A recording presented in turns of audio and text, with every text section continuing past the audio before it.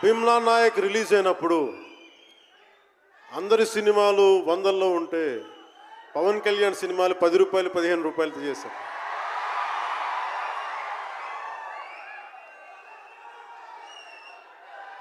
నేను ఒకటే చెప్పాను ఆ రోజున, మనల్ని ఎవడు రాపేది.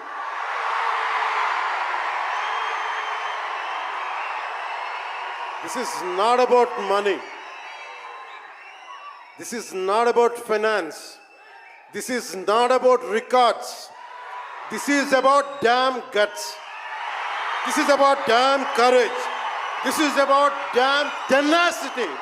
We are here, we will stand by, we will serve justice.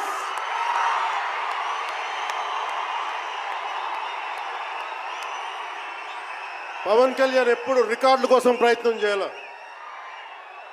Reluctant actor. మా బ్రహ్మానందం గారు చెప్పినట్టుగా